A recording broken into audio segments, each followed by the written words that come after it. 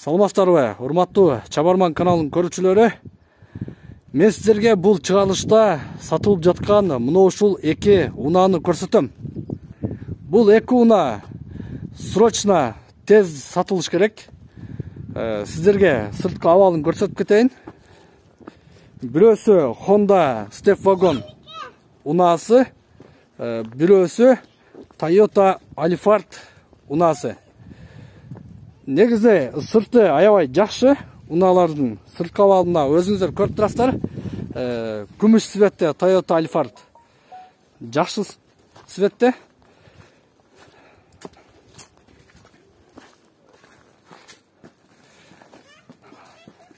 Мынакей, өзүңүздөр көрүп тургандай, Step дагы Toyota Alphard дагы жакшы. Сиздерге ички салонун көрсөтүп кетейин.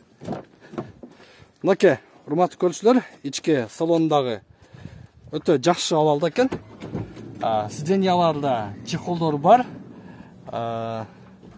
Торпедалар дагы таза. Вролго дагы чехолдор кийилген. Монитор бар экен. Автомат коробка экен. Минивэн 7 орундуу автоунаа. Alphard'ın içi ушундай, урматтуу көрүүчүлөр. Сиздерге Step'тин дагы ички салонун көрсөтүп кетейин. О, жакшы го. Ички салону аябай таза, потолоктор да таза экен.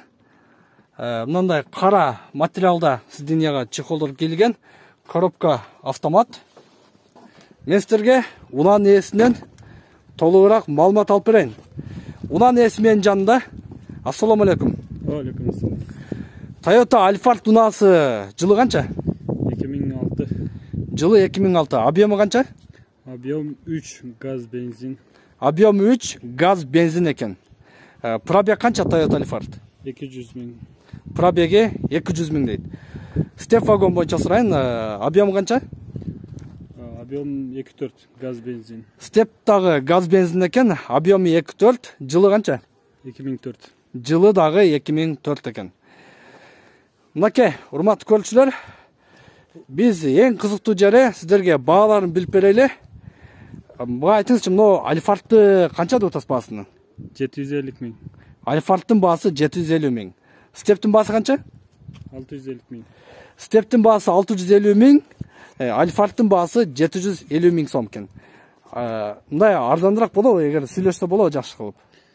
Сүйлөсөк болот, если наличка болсо. Наличка болсо, бираз уступка кылып түшүп берем, кеми бар дейт. Варианттар барбы? Мисалы үчүн квартира же жер участогу?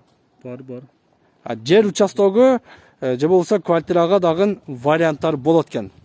Урматтуу көрүүчүлөр, эгер сиздерге ушул автоунаалар керек болсо, сиздер ала турган болсоңуздар, экрандагы телефон аркылуу байланышып, унаанын ээси менен кенен сүйлөшүп, дагы толук маалымат алып, экрандагы телефондор менен байланып сүйлөшсөңүздөр болот. Мен жыйынтыктайм. Чабарман каналыны күзөтүп барыңыздар. Кийинки чыгарылыштан көрүшкөнчө саламатта болуңуздар.